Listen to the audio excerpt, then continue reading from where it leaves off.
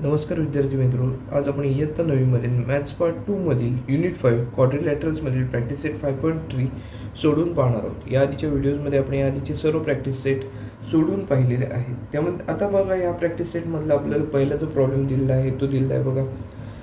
Diagonals of a rectangle ABCD intersect at point O. If AC is equal to 8 centimeters, then find the length of BO, and if angle CAD is 35 degree, then find the measure of angle ACB. असं इथे आपल्याला दिलेलं आहे. तर आपण इथे आता काय करूया, तर एक रफ डायग्राम काढून घेऊया आणि त्या रफ डायग्रामवरून सोडवण्याची सुरुवात करूया. बघा, इथे रफ डायग्राम काढत असताना कशाची काढायची आहे, तर रेक्टँगलची रफ डायग्राम इथे आपल्याला काढायची आहे. रेक्टँगल ABCD आपण इथे रफ डायग्राममध्ये काढून घेऊया.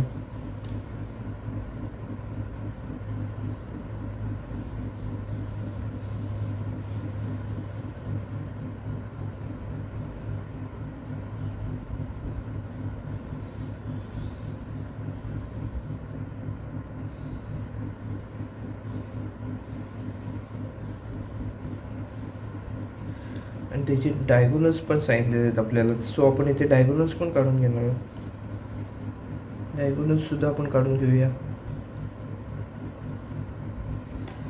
हा रेक्टँगल इथे तयार झाला. रेक्टँगलची प्रॉपर्टीज आपल्याला इथे लक्षात असणं गरजेचं आहे. रेक्टँगलचा प्रत्येक अँगल हा राईट अँगल असतो, 90 डिग्रीचा अँगल असतो.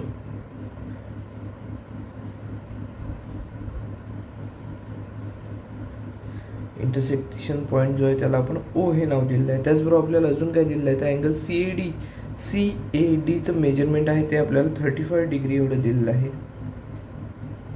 त्यानंतर AC हा जो रेक्टँगलचा डायगोनल आहे तर त्याचं मेजरमेंट दिलेलं आहे 8 सेंटीमीटर्स एवढं आपल्याला दिलेलं आहे. त्यावरून आपल्याला काय विचारलेलं आहे, BOचं मेजरमेंट विचारलेलं आहे. सो आपण पहिला आता BOचं मेजरमेंट काय असेल ते इथे काढायची सुरुवात करूया. बघा, आपल्याला सोल्युशनमध्ये सुरुवातीला जे काय आता प्रॉब्लेममध्ये दिलेलं आहे ते आधी आपण लिहून ठेवूया आणि त्यानुसार सोडवण्याची सुरुवात करूया. आपल्याला ACचं मेजरमेंट 8 दिलेलं आहे. AC is equal to 8 centimetres. त्यानंतर बघा अजून काय दिलेलं आहे, त्या अँगल CADचं आपल्याला मेजरमेंट दिलेलं आहे ते आपण नंतर घेऊया. आता आपल्याला ही प्रॉपर्टी माहिती असली पाहिजे रेक्टँगलची, की diagonals of rectangle are congruent. हे जे AC आणि BD हे जे दोन डायगोनल्स आहेत ते कसे असणार आहेत, तर कॉन्ग्रुएंट असणार आहेत. त्याचबरोबर बायसेक्टरसुद्धा असतात एकमेकांचे. तर आपण आधी ही प्रॉपर्टी लिहून घेऊया. Diagonals of rectangle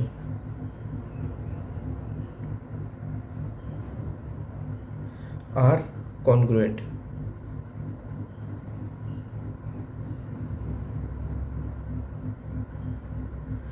diagonals of rectangle are congruent ही आपल्याला प्रॉपर्टी माहिती आहे. त्यानुसार आपण काय म्हणू, ते AC हा डायगोनल BD या डायगोनलची कसं असणार आहे, तर कॉन्ग्रुएंट असणार आहे. Therefore AC is equal to BD हे आपण इथे लिहू शकतो. त्यापैकी आपल्याला ACचं मेजरमेंट दिलेलं आहे 8 सेंटीमीटर्स. मग आपण ACचं मेजरमेंट लिहूया 8 सेंटीमीटर्स. सो BDचं मेजरमेंट पण कसं असणार आहे, तर 8 सेंटीमीटर्स असणार आहे. Therefore BD is equal to 8 centimetres. आता आपण काय करणार आहोत, तर बघा इथे आपल्याला पहिलं BOचं मेजरमेंट काय असेल ते विचारलेलं आहे. आपल्याला एक प्रॉपर्टी माहिती आहे कोणती, तर diagonals of rectangle bisect each other. या प्रॉपर्टीचा यूज केला तर BDचं जे मेजरमेंट आहे त्याच्या निम्म मेजरमेंट कशाचं असणार आहे, तर BOचं असणार आहे. त्या प्रॉपर्टीचा आपण यूज करूया आणि येथे सोडवण्याची सुरुवात करूया. सो BOचं मेजरमेंट असेल तर BDच्या हाफ असणार आहे. BO is equal to 1/2 into BD. का तर हे जे आहेत डायगोनल्स ते बायसेक्ट करतात एकमेकांना. आपण याचं रिझन लिहूया. Diagonals of rectangle bisect each other. Diagonals of rectangle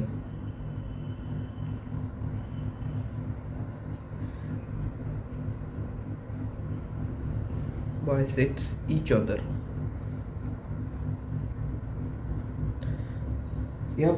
ह्या प्रॉपर्टीमुळे आपण हे लिहू शकलेलो आहोत. आता BOचं मेजरमेंट आपल्याला काढायचं आहे, त्यापैकी BDचं मेजरमेंट आपल्याला माहिती आहे. Therefore BO is equal to 1/2 into B डीचं मेजरमेंट किती घेतलेलं आपण येते तर 8 एवढं घेतलेलं आहे.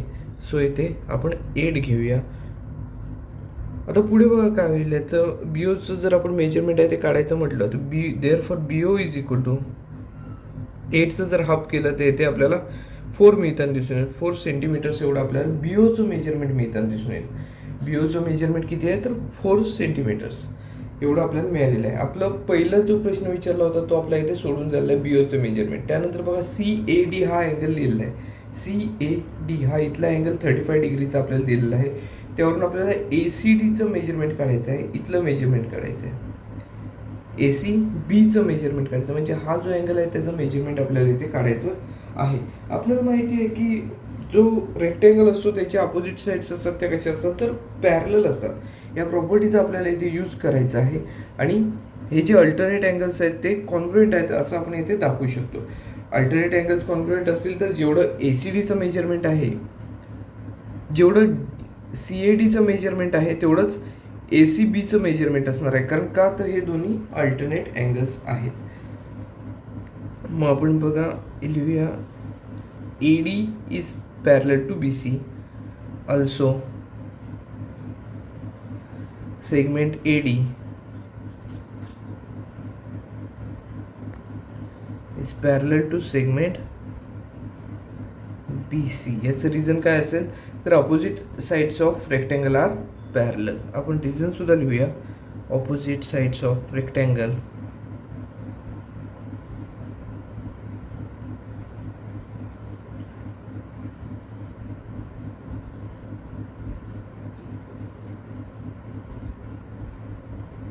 R parallel.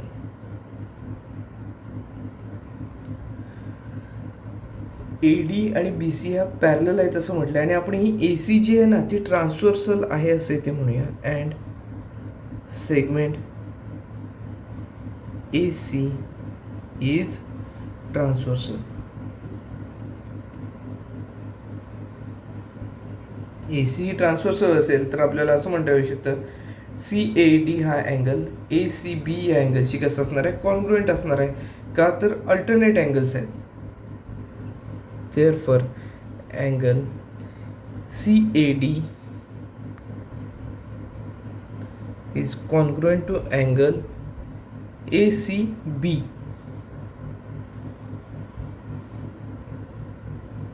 याचं आपण रिझन देऊ. हे आहेत अल्टरनेट अँगल्स. अल्टरनेट अँगल्स असल्यामुळे हे एकमेकांशी कॉन्ग्रुएंट आहेत.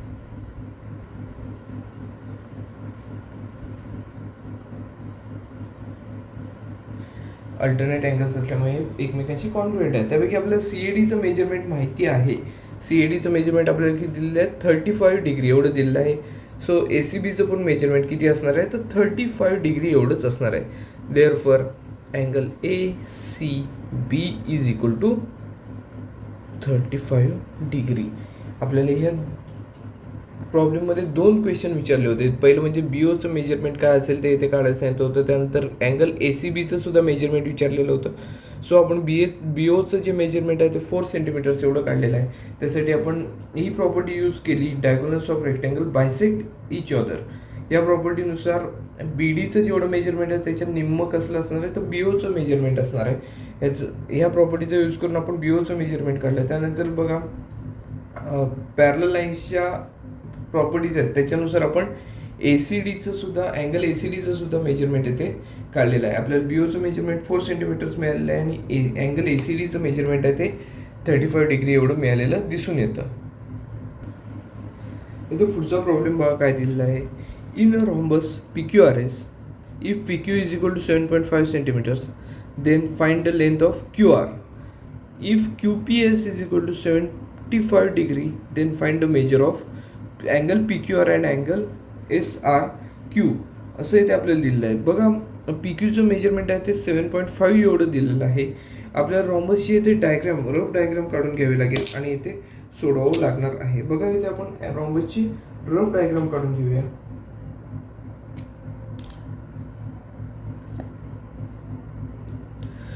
रॉम्बस विषयी आपल्याला काही प्रॉपर्टीज इथे लक्षात असणं गरजेचं आहे. उदाहरण सोडवण्यासाठी रॉम्बसच्या प्रत्येक साईड्स असतात त्या कॉन्ग्रुएंट असतात.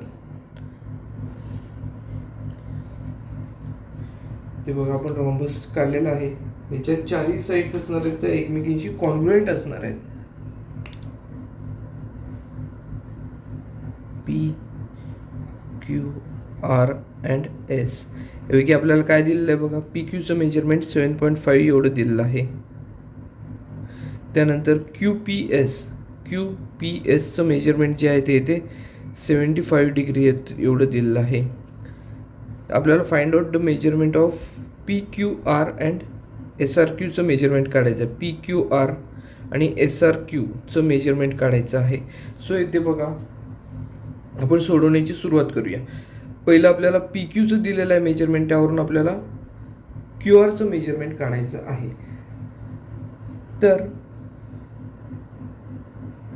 P Q is equal to 7.5 एवढं आपल्याला दिलेलं आहे. आपण असं म्हणू शकतो की sides of rhombus are equal in measure. Sides of rhombus are equal of rhombus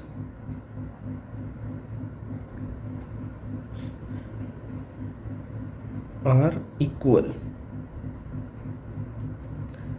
therefore आपण असं म्हणू शकतो P Q is equal to Q R is equal to R S is equal to P S. म्हणजे चारही sides आहेत त्या same मेजरमेंटच्या आहेत. Therefore P Q is equal to Q R एवढंच आपण घेऊया, कारण क्यू आरचंच फक्त मेजरमेंट आपल्याला काढायचं आहे. पी क्यूचं मेजरमेंट 7.5 आहे, तर आपण क्यू आरचं पण मेजरमेंट किती घेणार आहोत, तर Q R is equal to 7.5. ह्याचं रिझन आपण इथे लिहिलेलं आहे, sides of rhombus are equal. त्यानुसार आपल्याला असं म्हणतं आहे क्यू आर आणि पी क्यू यांचं मेजरमेंट सेम आहे, त्यामुळे क्यू आरचं मेजरमेंट आपल्याला 7.5 एवढं मिळालेलं दिसून येतं. पहिलं जे आहे ते आपल्या इथे सोडवून झालेलं आहे. आता पुढे आपल्याला काय काय विचारलेलं आहे बघा.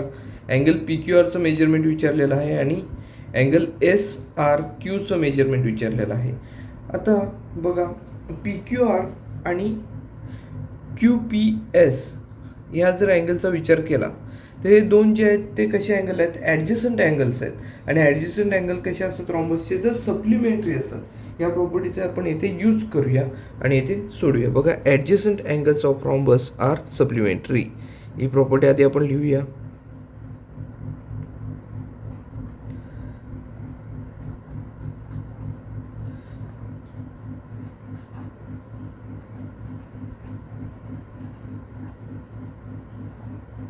R supplementary.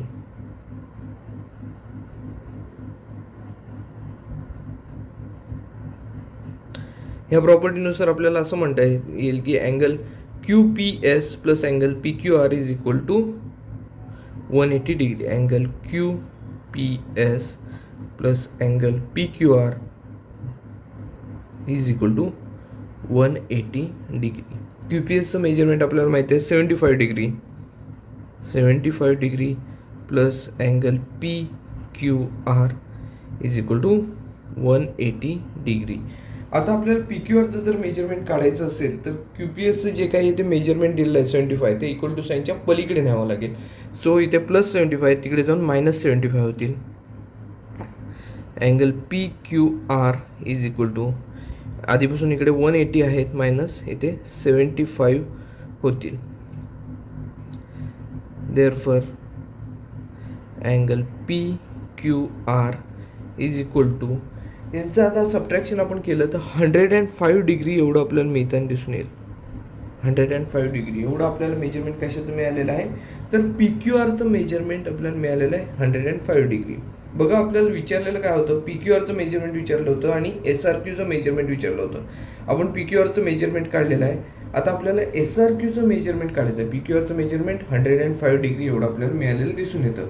आता इथे आपल्याला दुसरी प्रॉपर्टी वापरायची आहे. बघा इथे पी हा अँगल इथे आहे आणि म्हणजे क्यू पी एस हा अँगल इथे आहे आणि जो आपल्याला काढायचा आहे तो एस आर क्यू हा इथे अँगल आहे. आणि त्याच्याविषयी पण एक प्रॉपर्टीज आहे की opposite angles of rhombus are congruent. या प्रॉपर्टीचा यूज केला तर हे दोन जे अँगल्स आहेत ते पण सेम आहेत असे ते आपल्याला म्हणता येऊ शकतं. मग त्या प्रॉपर्टीचा यूज करूया आणि आपण असं म्हणणार आहोत angle Q P S is congruent to angle S R Q. याचं रिझन आपण असं देणार आहोत की opposite angles of rhombus. Opposite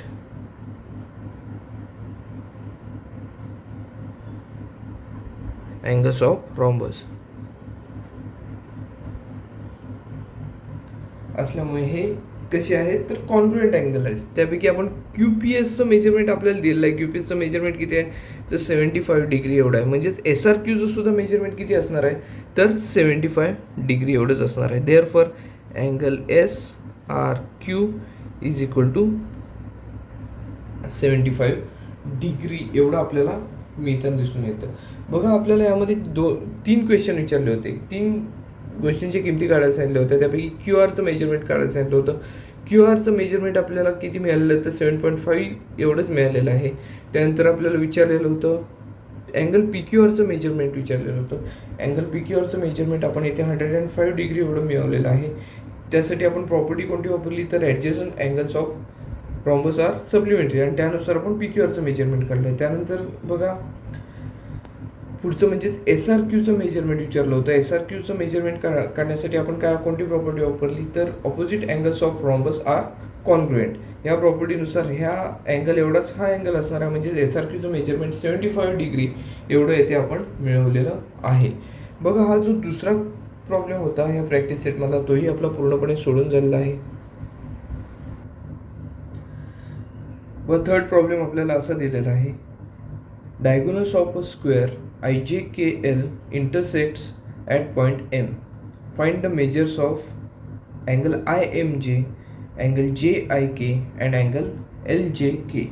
असं इथे आपल्याला दिलेलं आहे. त्यावरून आपण काय करणार आहोत तर इथे ह्या तिन्हींची मेजरमेंट्स काढणार आहोत. ही तिन्हींची मेजरमेंट्स काढत असताना आपल्याला सुरुवातीला इथे डायग्राम आवश्यक आहे. स्क्वेअरची इथे आपण आधी डायग्राम काढून घेऊया. रफ डायग्राम काढणार आहोत आपण.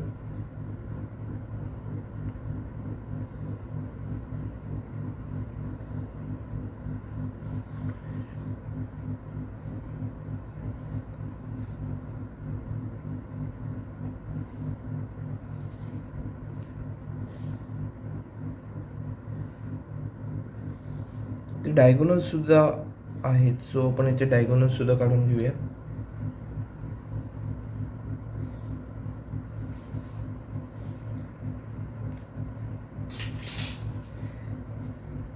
तर इथे अजून आपल्याला काय दिलेलं आहे तर इथे आपण याला नाव देऊया आधी या स्क्वेअरला IJK आणि L. डायगोनल जे आहे ते M या पॉईंटमध्ये इंटरसेक्ट होत आहेत. सो आपण इथे इंटरसेक्शन हा जो पॉईंट आहे तो त्याला M असं नाव देऊया. आता बघा ही जी डायग्राम आहे हा जो क्वाड्रिलॅटरल आहे तो स्क्वेअर आहे असं इथे आपल्याला दिलेलंच आहे. देअरफॉर आपण असं म्हणू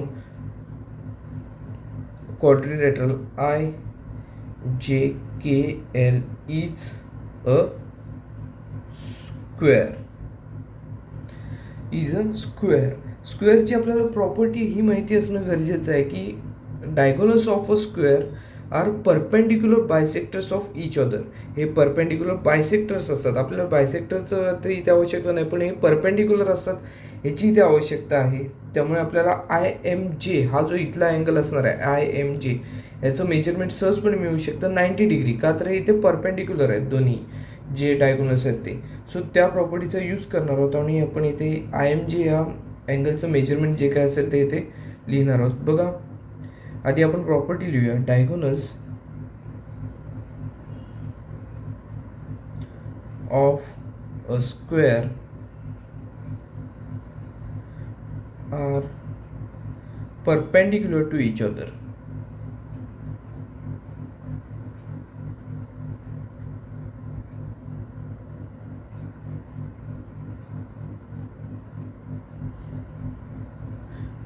परपेंडिक्युलर टू इच अदर म्हणजे इथे जे अँगल तयार झालेले ते 90 डिग्रीचे आहेत. देअरफॉर आपण असं म्हणू अँगल IMJ हा जो अँगल आहे इथला IMJ याचं मेजरमेंट किती असेल तर 90 डिग्री असेल. Therefore angle IMJ is equal to 90 degree. बघा आपण ह्याचं मेजरमेंट काढलं. आता आपल्याला कशाचं मेजरमेंट विचारलं बघा JIK इथल्या अँगलचं मेजरमेंट आपल्याला काढायचं आहे. त्यानंतर बघा LJK इथल्या सुद्धा अँगलचं मेजरमेंट आपल्याला इथे काढायचं आहे.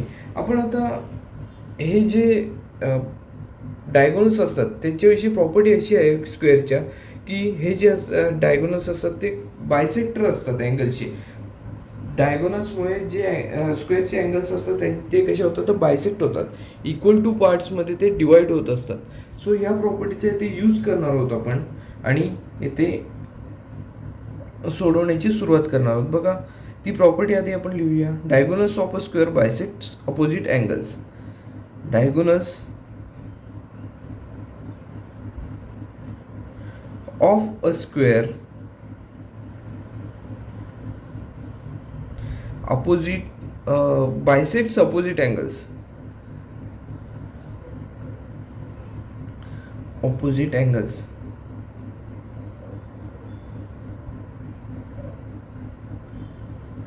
सो त्यामुळे आपल्याला बघा इथे जे आय केचं मेजरमेंट असेल ते कसं मिळेल. जे आय केचं मेजरमेंट कसं मिळेल तर एल जे केच्या निम्म असणार आहे.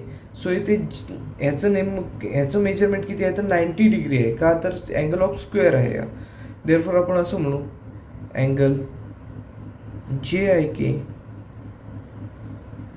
Is equal to 1/2 angle J I L. J I एलच्या निम्म असणार आहे जे आय केचं मेजरमेंट. सो ह्याच प्रॉपर्टीचा आपण यूज करू. बघा 90 डिग्री आहे याचं अँगलचं measurement. Angle J I K is equal to 1/2 into 90 degree. बघा जे आय एलचं मेजरमेंट 90 डिग्री आहे. ह्याचं रिझन काय आहे, हा जो अँगल आहे तो कसा आहे स्क्वेअरचा अँगल आहे. अँगल ऑफ अ स्क्वेअरचा अँगल आहे. सो इथे हा 90 डिग्रीचा आहे. आपण 90ला आपण 1/2 जर 90चे 1/2 जर केले तर इथे आपल्याला किती मिळताना दिसून येतील तर 45 एवढे मिळताना दिसून येईल. Therefore angle J I K is equal to 45 degree. आपल्याला जे आय केचं मेजरमेंट मिळालेलं आहे. त्यानंतर आय एम जेचं सुद्धा मेजरमेंट मिळालेलं आहे. तर ही दोन्ही आपण मेजरमेंट इथे काढलेली आहेत. आपल्याला तिसरं मेजरमेंट म्हणजे एल जे केचं मेजरमेंट काढायचं आहे. आता एल जे के विचार केला, एल जे केचं सुद्धा मेजरमेंट कसं असणार आहे आय जे केच्या निम्म असणार आहे. आय जे के हा जो अँगल आहे त्याच्या निम्म असणार आहे. का तर हीच प्रॉपर्टी आपल्याला वापरता येऊ शकते. Diagonals of a square bisects each other. मग ह्याच प्रॉपर्टीचा यूज करून आपण एल जे केचं मेजरमेंट काढणार आहोत. Also LJK angle LJK is equal to 1/2 into angle IJK. आणि IJK चं मेजरमेंट आहे ते किती असणार आहे तर 90 डिग्री असणार आहे. Angle LJK is equal to 1/2 into 90 degree. ह्याचं सुद्धा रिझन आपण असंच देणार आहोत अँगल ऑफ अ स्क्वेअर, कारण आय जे के हा स्क्वेअरचा अँगल आहे.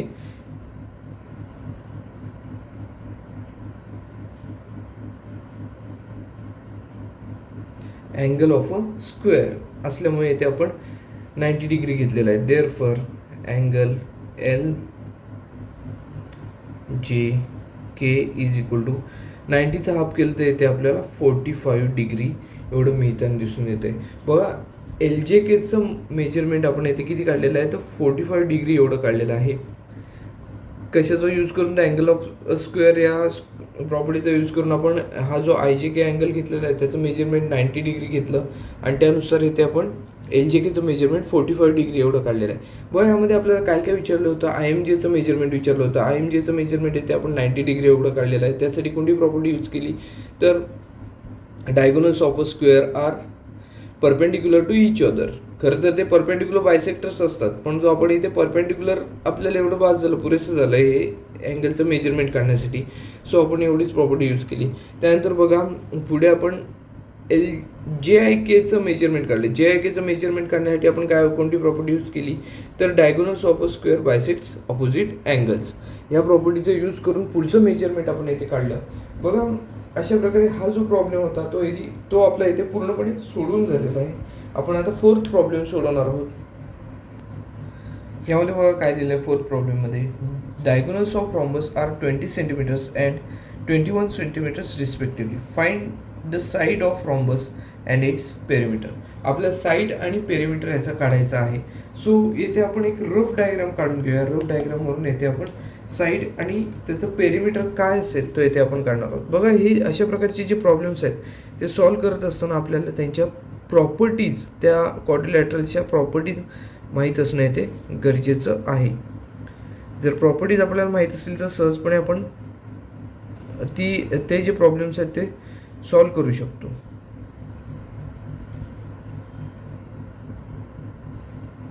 आपण इथे रॉम्बस काढलेला आहे. रॉम्बसचे आपल्याला इथे डायगोनल्स दिलेले आहेत. सो इथे आपण डायगोनल्स सुद्धा काढून घेऊया.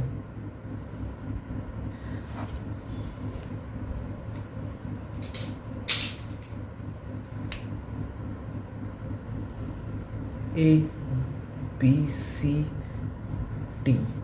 रॉम्बस आहे म्हटल्यावर प्रत्येक साईड जी आहे ती कॉन्ग्रुएंट असणार आहे एकमेकीला. इथे आपण इथे ओ हे नाव दिलेलं आहे.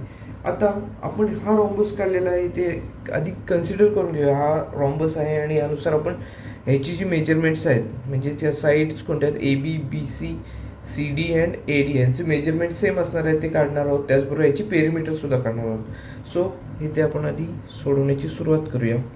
Late quadrilateral A B C D, let quadrilateral A B C D be given rhombus.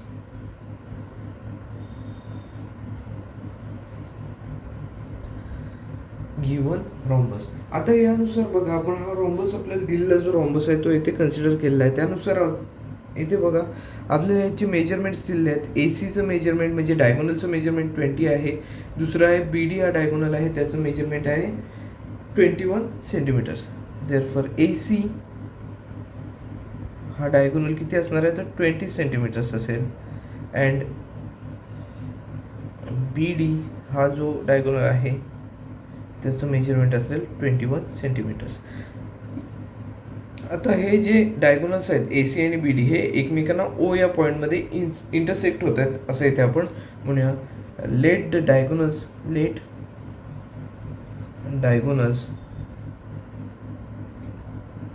A C and B D intersect at point O व या पॉईंटमध्ये इंटरसेक्ट होत आहेत असं इथे आपण म्हटलेलं आहे. आता काही प्रॉपर्टीजचा यूज करायचा आहे. Diagonals of rhombus bisect each other, ह्या प्रॉपर्टीचा यूज केला तर आपल्याला बघा ए सीचं मेजरमेंट आहे 20, तर ए ओचं मेजरमेंट मिळणं सहज शक्य होईल. आणि त्यानंतर बी डीचं मेजरमेंट आहे 21, सो आपल्याला बी ओचं मेजरमेंट पण काढणं इथे सहजपणे शक्य होईल. आता आपण ह्या प्रॉपर्टीचा यूज करणार आहोत. Diagonals of rhombus bisect each other. Diagonals of rhombus bisect each other. या प्रॉपर्टीचा यूज केला तर आपल्याला एओचं मेजरमेंट मिळू शकतं. एओचं मेजरमेंट आहे ते ए सीच्या हाफ असणार आहे. AO is equal to 1/2 A C. याचं रिझन आपण इथे वरती लिहिलेलं आहे already. So A O is equal to 1/2 into A सीचं मेजरमेंट किती आहे तर 20 आहे. 1/2 into 20. So A O is equal to 20चे हाफ जर केले तर इथे आपल्याला 10 सेंटीमीटर्स एवढं ए ओचं मेजरमेंट मिळताना दिसून येईल. ए ओचं मेजरमेंट आपल्याला 10 सेंटीमीटर मिळालेलं आहे. तसंच आपल्याला बी ओचं मेजरमेंट काढायचं आहे. ह्याच प्रॉपर्टीचा यूज करून बी ओचं मेजरमेंट काय असेल ते आपण काढणार आहोत. ऑल्सो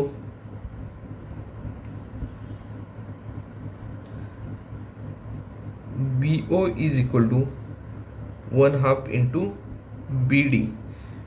बी डीच्या हाफ असणार आहे. So B O is equal to 1/2 into B डीचं मेजरमेंट आहे 21 सेंटीमीटर्स. देअरफॉर बी ओचं मेजरमेंट बघा 21चे हाफ केले तर 10.5 सेंटीमीटर्स एवढं बी ओचं मेजरमेंट मिळताना दिसून येईल. बी ओचं मेजरमेंट मिळालेलं आपल्याला ए ओचं मेजरमेंट मिळालेलं आहे. आता बघा हा जो ट्रायंगल तयार झालेला आहे बघा, AOB हा जो ट्रायंगल आहे तो राईट अँगल ट्रायंगल असणार आहे. का तर हे जे डायगोनल्स आहेत ते बायसेक्टर असतातच, त्याचबरोबर परपेंडिक्युलर बायसेक्टर्स असतात. सो या प्रॉपर्टीचा यूज केला तर AOB हा जो अँगल आहे तो इथे 90 डिग्रीचा असणार आहे. त्याचबरोबर इथे हे प्रत्येक ठिकाणी जे तयार झालेले ज्या डायगोनल्सच्या इंटरसेक्शनमध्ये तयार झालेले अँगल्स आहेत ते कसे आहेत तर 90 डिग्रीचे प्रत्येक अँगल्स आहेत असे इथे आपण म्हणू शकतो. मग त्या प्रॉपर्टीचा इथे यूज करूया. Diagonals of rhombus are perpendicular to each other. Diagonals of a rhombus are perpendicular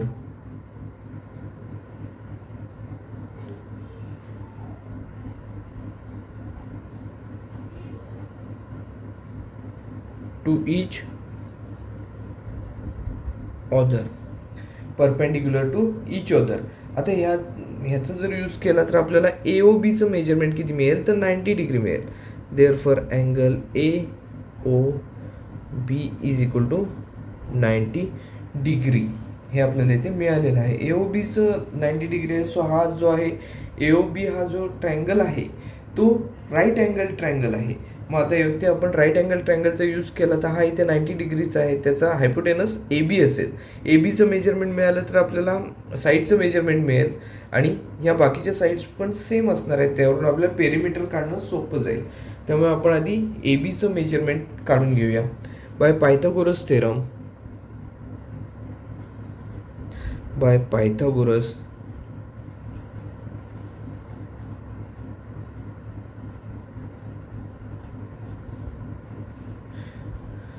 Pythagoras theorem hypotenuse कोणता आहे तर AB हा हायपोटेनस आहे. So AB square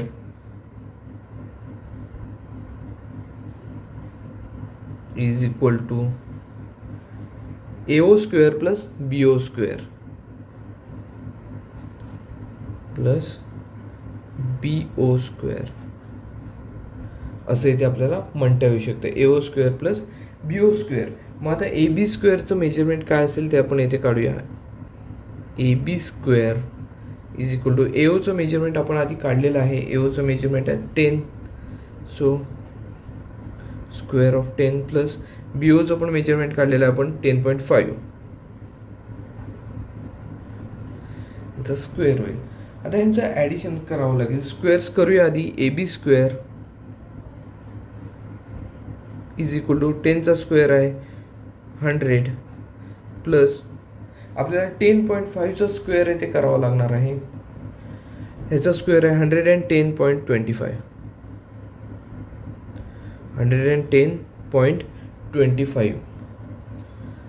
110.25. So AB square is equal to काय मिळेल बघा आपल्याला 100 प्लस 110.25 210.25 एवढं मी इथं दिसून येईल. आता by taking roots of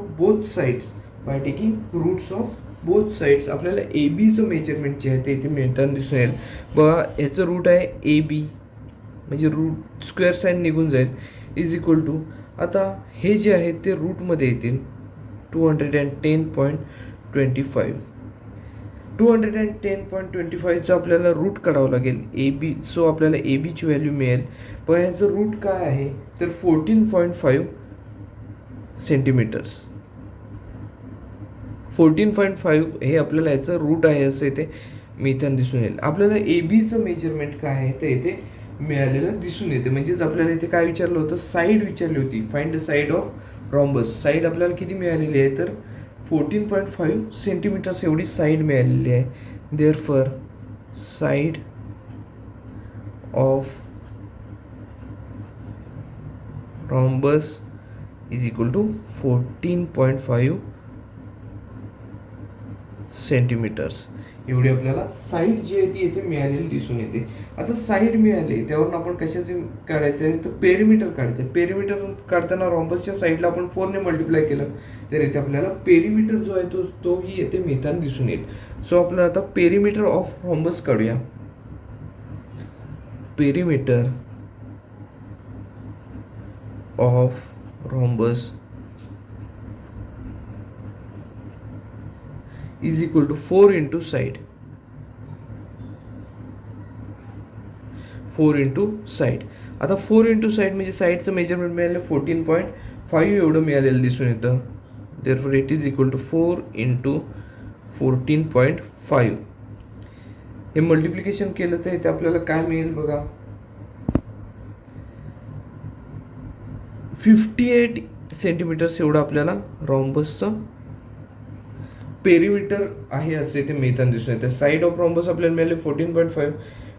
perimeter of रॉम्बससाठी आपण इथे फॉर्म्युला यूज केला 4 इंटू साईड. त्यानुसार आपण 4 इंटू 4 14.5 जर केलं तर इथे आपल्याला मल्टिप्लिकेशन जे आहे ते 58 एवढं मिळताना दिसून येते. यामध्ये बघा आपल्याला काय विचारलं होतं, तर डायगोनल्स दिलेले होते त्यावरून साईड काढायची होती आणि साईडवरून पेरिमीटर काय असेल तो मिळवायचा होता.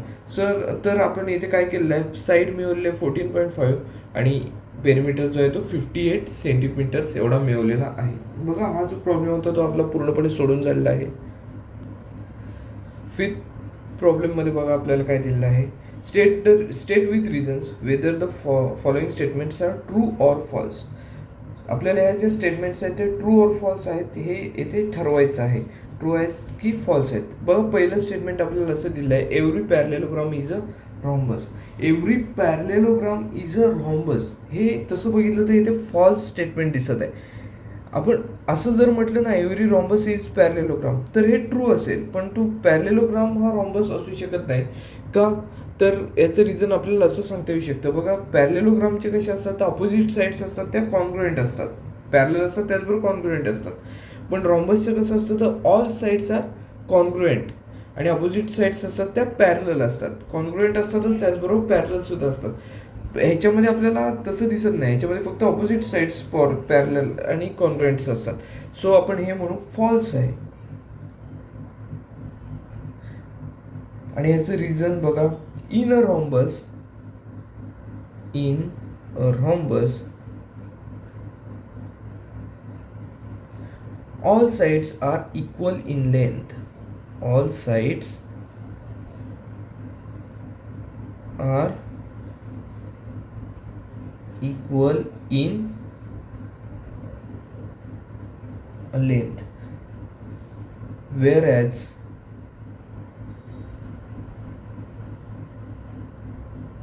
in a parallelogram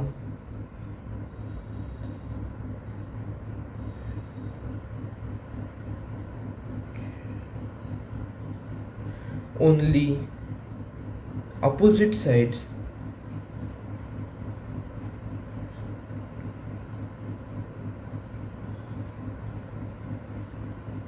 are equal. Parallelogram मध्ये फक्त ऑपोजिट साईड्स असतात त्या इक्वल असतात आणि रॉम्बस मध्ये ऑल साईड्स इक्वल असतात. Hence every parallelogram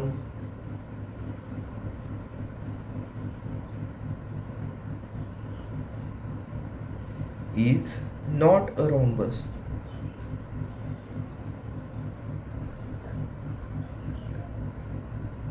Is not a rhombus असं इथे आपण म्हणू शकतो. बघा पहिलं जे आपल्याला ट्रू ऑर फॉल्ससाठी स्टेटमेंट दिलं होतं ते आपण इथे फॉल्स आहे असं ठरवलेलं आहे.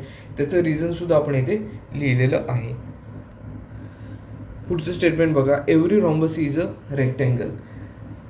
हे सुद्धा फॉल्स आहे स्टेटमेंट असं इथे आपण म्हणू शकतो. कारण काय आहे तर रेक्टँगलमध्ये ऑल अँगल्स जे असतात प्रत्येक अँगल जो असतो तो 90 डिग्रीचा असतो आणि रॉम्बसमध्ये अशी काही रिक्वायरमेंट नाही की प्रत्येक अँगल 90 डिग्रीचा असावा, अशी काही रिक्वायरमेंट नाही आहे. सो येथे आपण हे जे स्टेटमेंट आहे ते इथे फॉल्स आहे असं इथे म्हणू. रिझन काय आहे तर रेक्टँगल जे प्रत्येक अँगलचे असतात ते 90 डिग्रीचे असतात, वेअरॅज रॉम्बसचे अँगल्स 90 डिग्री असावेत असं काही इथे रिक्वायरमेंट नसते. मग इथे आपण हेही स्टेटमेंट काय आहे तर फॉल्स आहे असं म्हणू. In a rectangle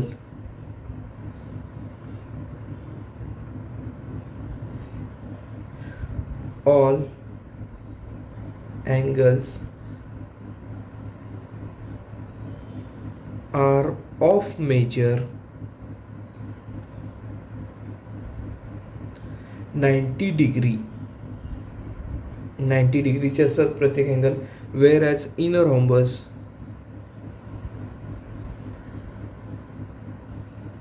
in a rhombus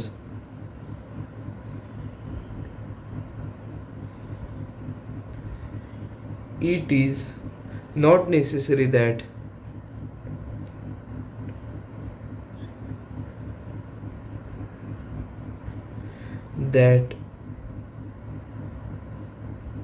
all angles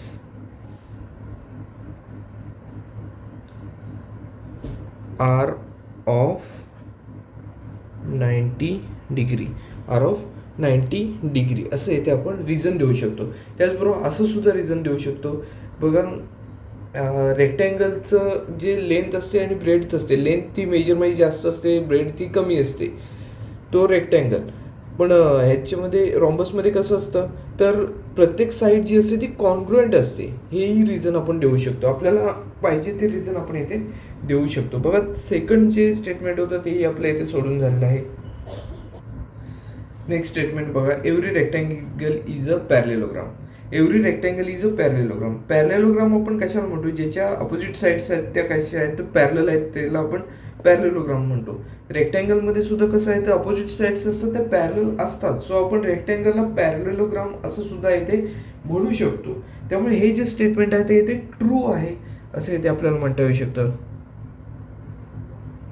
याचं रिझन आपण आता देऊया. बघा पॅरलेलोग्राम म्हणजेच काय, अपोजिट साईड्स आर पॅरलल, आणि रेक्टँगलच्या पण अपोजिट साईड्स असतात त्या पॅरलल असतात, सो हे स्टेटमेंट आहे ते ट्रू आहे. A quadrilateral is a parallelogram if a quadrilateral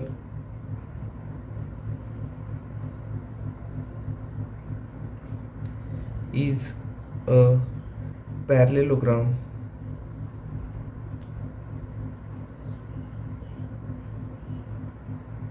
if its opposite sides are parallel.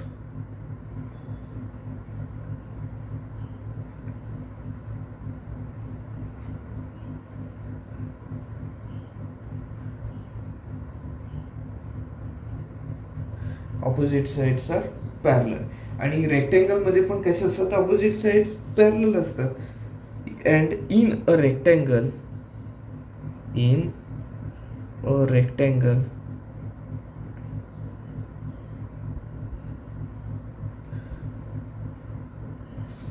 a rectangle opposite sides are parallel.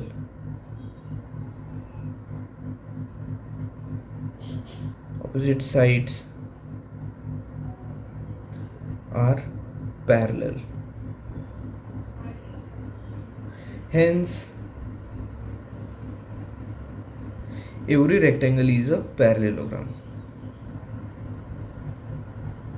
Every rectangle is a parallelogram.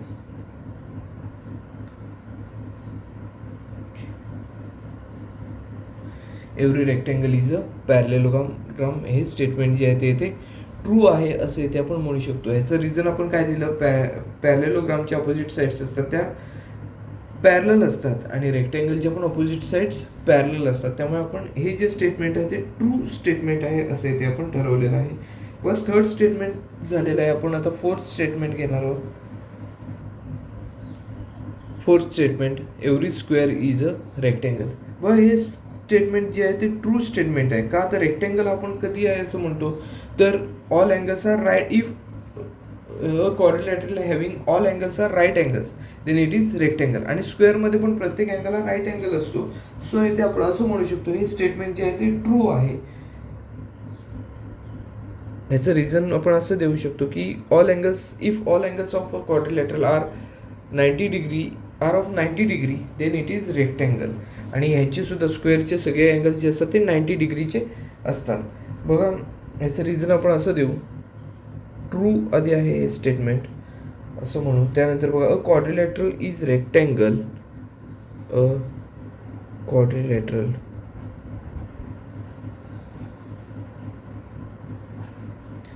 Is rectangle if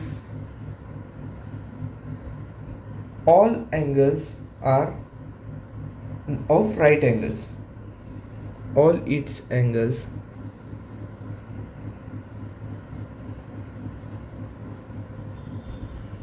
are right angles.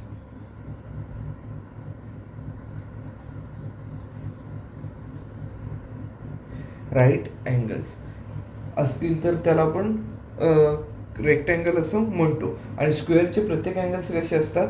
Right angles असतात. So इथे आपण असं म्हणू, a square has all of its angles. A square has all of its angles all of its angles are right angles. Hence every square is a rectangle. Hence every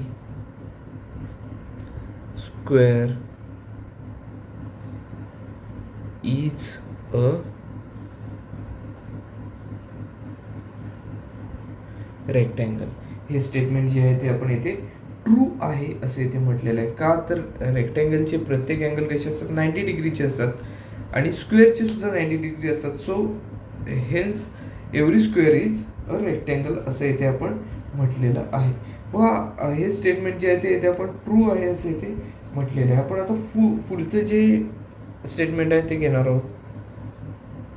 every square is a rhombus. आता rhombus कधी आपण म्हणतो एखाद्या क्वाड्रिलॅटरलला? की जेव्हा त्याच्या sides असतात त्या प्रत्येक साईड्स इक्वल मेजरच्या असतात तेव्हा आपण त्याला रॉम्बस म्हणतो.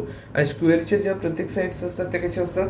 तर इक्वल मेजर्सच्या असतात हे आपल्याला इथे माहिती आहे. सो हे स्टेटमेंट जे आहे ते इथे ट्रू आहे असं म्हणू आपण.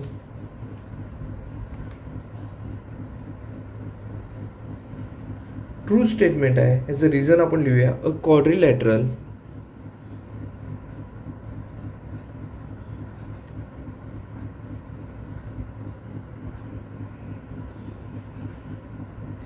is a rhombus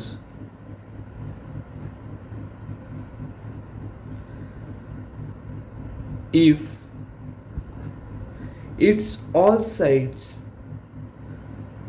all of its sides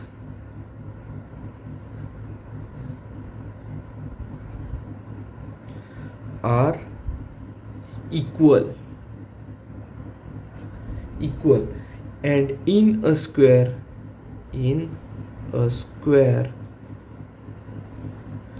all sides are equal.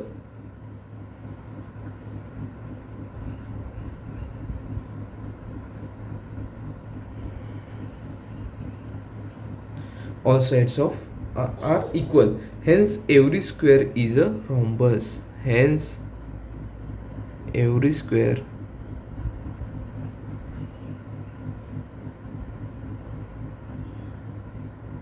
is a rhombus. Every square is a rhombus असं इथे आपण म्हणू शकतो. का तर इथे बघा स्क्वेअरच्या सगळ्या साईड्स असतात त्या सेम मेजरमेंटचे असतात आणि रॉम्बसच्या पण सगळ्या साईड्स असतात ते सेम मेजरमेंटचे असतात. त्यामुळे प्रत्येक स्क्वेअर हा रॉम्बस असतो. हे आपण इथे ट्रू आहे असं इथे म्हटलेलं आहे. बघा आपण आता 6th स्टेटमेंट आता सोडवणार आहोत. Every parallelogram is a rectangle. बघा every parallelogram is a rectangle. आपण हे जे स्टेटमेंट आहे ते चुकीचं आहे असं इथे म्हणू शकतो. बघा इथे आपण आधी काय म्हटलेलं आहे? Every rectangle is a parallelogram. हे ट्रू आहे. पण इथे आपण एव्हरी पॅरेललोग्राम इज रेक्टँगल हे फॉल्स आहे असं इथे म्हणू शकतो. का तर रेक्टँगलचे प्रत्येक अँगल असतात तर 90 डिग्रीचे असतात आणि पॅरेललोग्राममध्ये ही रिक्वायरमेंट नाही की प्रत्येक अँगल 90 डिग्रीचा असावा. अशी काही रिक्वायरमेंट नसते.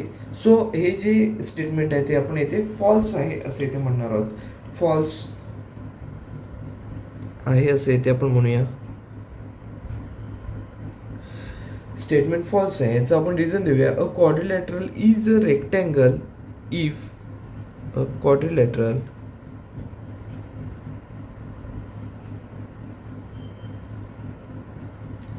is a rectangle if its all angles are right angles. Its all angles are right angles. इथे आपल्याला काय रेक्टँगलचे प्रत्येक अँगल कसे असतात तर राईट अँगल्स असतात आणि पॅरेललोग्राममध्ये ही काय रिक्वायरमेंट नाही आहे की प्रत्येक अँगल 90 डिग्रीचा असावा. In a पॅरेललोग्राम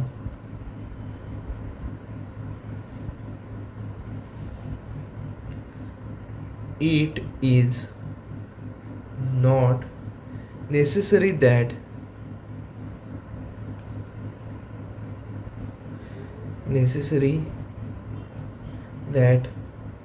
all angles are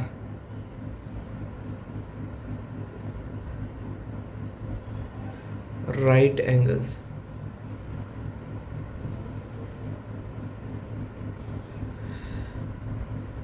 पॅरेललोग्राममध्ये हे नेसेसरी नाही की ते प्रत्येक अँगल राईट अँगल असावा. हेन्स असं आपण म्हणू, hence every parallelogram is not a rectangle. Hence every parallelogram